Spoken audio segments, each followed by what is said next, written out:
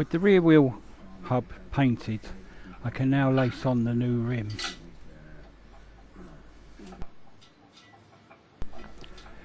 This side of the rim is just laced conventionally, with the spokes alternating on the flange and then twisted to meet the rim.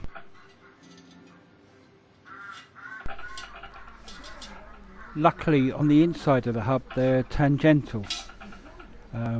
This means I can lace up this side of the hub to the rim and then insert the spokes afterwards without fear of them tangling with the spokes I've already put in.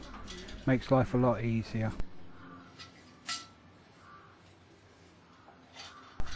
And I'm sure the eagle-eyed amongst you will notice that the spokes are a bit longer than standard. This is because I'm lacing on a 28-inch rim because of the dimensions of the frame.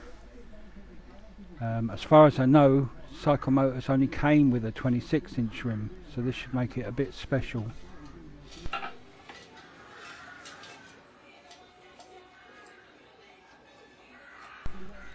At this point I'm wishing I'd done it on my welding table like I normally do.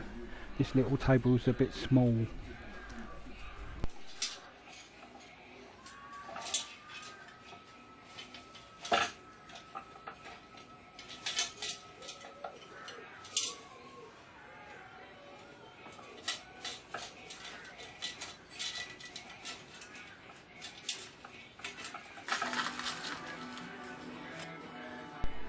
Bit fiddly, but I get there in the end.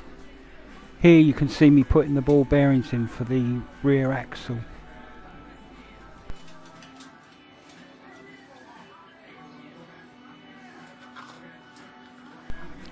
Plenty of grease in the ball race and then just add the ball bearings as required.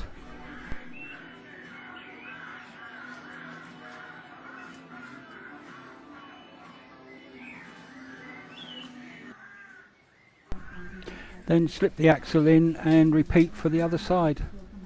This is the side that I made up for the freewheeling hub, so it's using a conventional cone from a bicycle.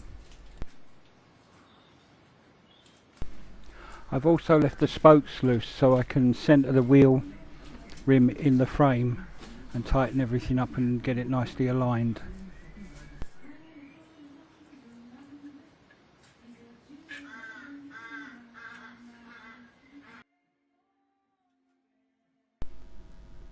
I can now put the wheel back in the frame and sort out the next problem, which is that the chain guard is rubbing on the face of the hub of the wheel and has to be modified to suit.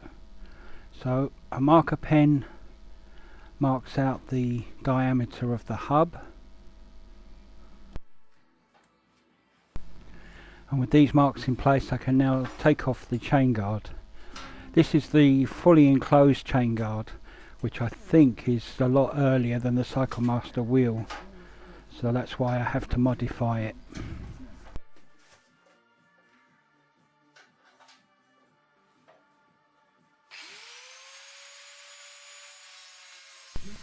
The chain guard is made out of 2 steel pressings, so I can use the weld line between the 2 pressings as a guide for cutting out the excess material. And then polish back to the weld line to leave everything nice and neat.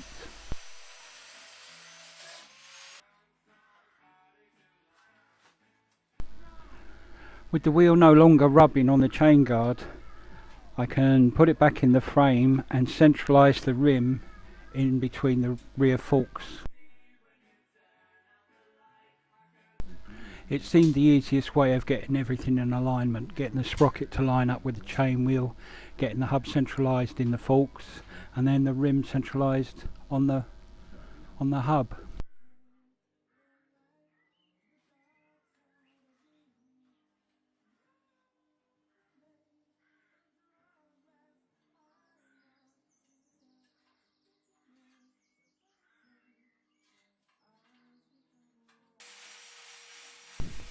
The last job for today is to make the bracket to stop the torque arm of the engine rotating. Two pieces of stainless were cut, and with a bit of bashing and belting and a bit of polishing and drilling, were turned into a little bracket to support the torque arm.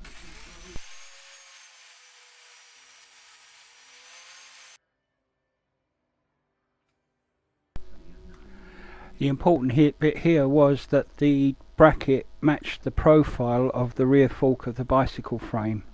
It's a sort of D shape, so one side of the bracket is nearly flat, whereas the other side is a D profile.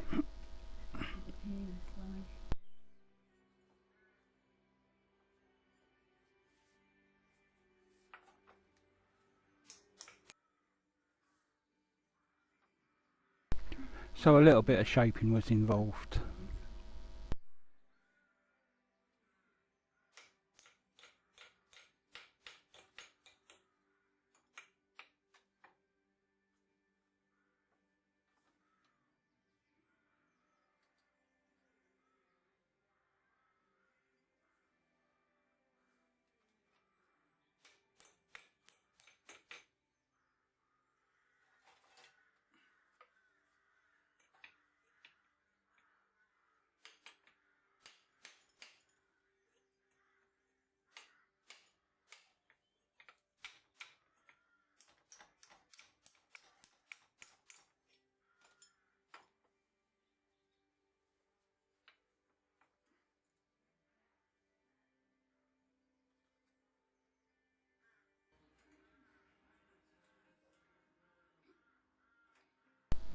Now, just to check the fit, everything was clamped up as if it was permanent.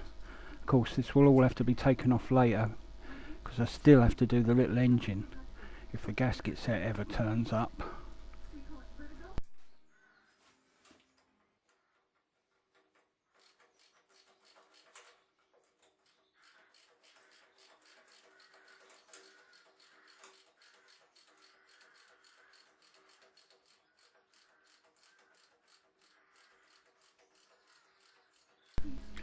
Anyway, that's it for now. Thanks for watching.